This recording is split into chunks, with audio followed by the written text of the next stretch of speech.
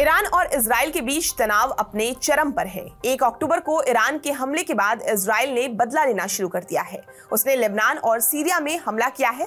Israel ने Syria में Hezbollah chief Nasrallah के दामाद को मार गिराया है।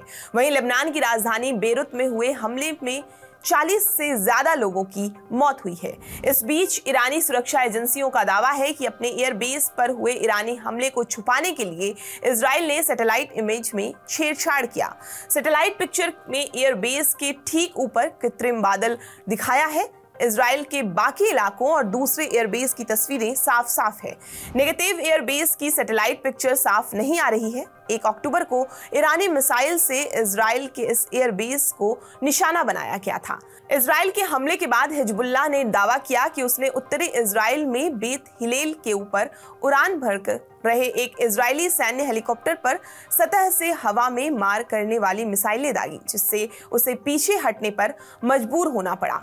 लेबनान की राजधानी बेरूत में इजराइल के हमले में अमेरिका के एक नागरिक की भी मौत हो गई है। रिपोर्ट के अनुसार वो अमेरिका के मिशिगन के डियरबॉर्न शहर का रहने वाला था। ईरान के हमले के बाद इजराइल ने बदला लेना शुरू कर दिया है। वो सीरिया और लेबनान में हमला कर रहा है। लेबनान की राजधानी बेरूत में उसने स्ट्राइक की, जिसमें 46 लोगों की मौत हो गई है। वहीं 85 घायल बताए जा रहे हैं। दूसरी ओर इजराइल ने सीरिया की राजधानी दमिश्क में भी हमला किया है, जिसमें हिजबुल्लाह चीफ नसरल्लाह के दामाद के मारे जाने की खबर है।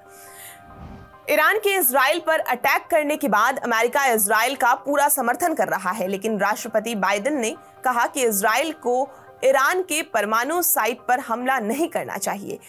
जॉर्डन के राजनयिक आयमान सफादी ने इजराइल और ईरान को चेतावनी दी। जॉर्डन ने कहा कि ईरान ने जो इजराइल पर मिसाइल से हमला किया है, इसमें उसने जॉर्डन के एयर स्पेस का उल्लंघन किया है। जॉर्डन ने कहा कि उनका देश किसी भी खतरे के खिलाफ अपनी रक्षा करेगा। ईरान के इजराइल पर हमले के बाद पूरी दुनिया में सुगबुगाहट तेज हो गई है।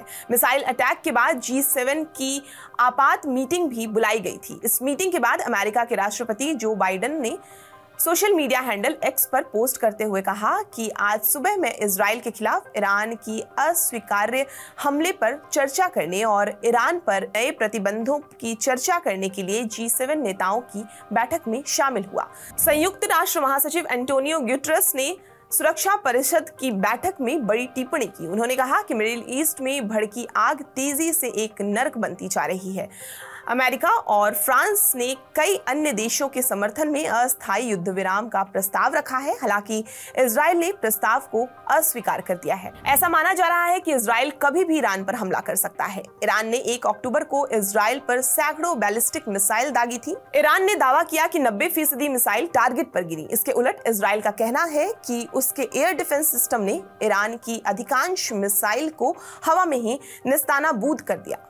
आपको ये पूरी जानकारी कैसी लगी, हमें कमेंट करके जरूर बताएं और देश दुनिया की तमाम खबरों के लिए आप हमारे साथ बने रहें और देखते रहें TV9 डिजिटल।